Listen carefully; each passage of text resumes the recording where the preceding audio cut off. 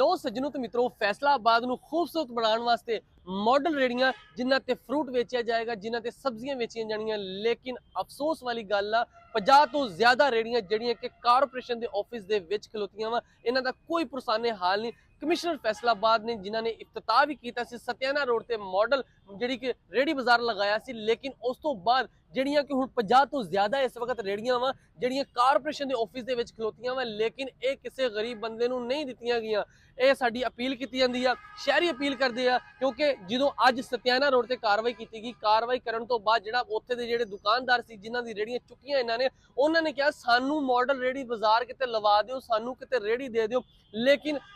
Commissioner Faisalabad sir ਤੁਹਾਡੇ ਅੱਗੇ ਵੀ appeal ਕੀਤੀ ਜਾਂਦੀ ਆ ਕਿ ਜਿਹੜੀਆਂ ਇਹ ਰੇੜੀਆਂ ਕਾਰਪੋਰੇਸ਼ਨ ਦੇ ਆਫਿਸ 50 ਤੋਂ ਜ਼ਿਆਦਾ ਖਲੋਤੀਆਂ, ਤਕਰੀਬਨ ਸਾਡੇ ਜ਼ਰਾਏ ਦਾ ਕਹਿਣਾ ਕਿ ਮਹੀਨੇ ਤੋਂ ਜ਼ਿਆਦਾ ਟਾਈਮ ਹੋ ਗਿਆ ਵਾ ਜਿਹੜੀਆਂ ਇਹ ਰੇੜੀਆਂ ਇੱਥੇ ਹੀ ਖਲੋਤੀਆਂ ਵਾ, ਇਹਨਾਂ ਦਾ ਕੋਈ ਪੁਰਸਾਨੇ ਹਾਲ ਨਹੀਂ। ਬਾਰਿਸ਼ ਆ ਰਹੀ ਆ, ਕੋਈ ਇਹਨਾਂ ਨੂੰ ਵੇਖਣ ਵਾਲਾ ਨਹੀਂ, ਕਿਉਂਕਿ ਹਾਲਾਂਕਿ ਜੇ ਕਿਸੇ ਦੇ ਹੈਂਡਓਵਰ ਹੋਏਗੀ, ਕਿਸੇ ਦੇ ਕੋਲ ਹੋਵੇਗੀ, ਕਿਸੇ ਨੇ ਆਪਣਾ ਇਹਦੇ ਤੇ ਸਮਾਨ ਲਾਇਆ ਹੋਵੇਗਾ, ਉਹਨੂੰ ਪਤਾ ਹੋਏਗਾ ਕਿ ਮੈਂ ਆਪਣੀ ਰੇੜੀ ਦਾ ਖਿਆਲ ਕਿੱਦਾਂ ਕਰਨਾ ਵਾ। ਇੱਥੇ ਰੇੜੀਆਂ ਬੇਯਾਰੋ ਮਦਦਗਾਰ ਖੜੀਆਂ ਵਾ, 50 ਤੋਂ ਜ਼ਿਆਦਾ ਰੇੜੀਆਂ ਜਿਹੜੀਆਂ ਕਾਰਪੋਰੇਸ਼ਨ ਦੇ ਆਫਿਸ ਦੇ ਵਿੱਚ ਖਲੋਤੀਆਂ ਵਾ, ਲੇਕਿਨ ਕਿਸੇ ਗਰੀਬ ਬੰਦੇ ਨੂੰ ਹਾਲੇ ਤੱਕ ਨਹੀਂ ਦਿੱਤੀਆਂ ਗਈਆਂ। ਸਾਡੀ ਅਪੀਲ ਇਹੀ ਆ ਕਮਿਸ਼ਨਰ ਫੈਸਲਾਬਾਦ ਅੱਗੇ ਕਿ ਸਰ ਜਿਹੜੀਆਂ ਇਹ ਰੇੜੀਆਂ ਤੁਸੀਂ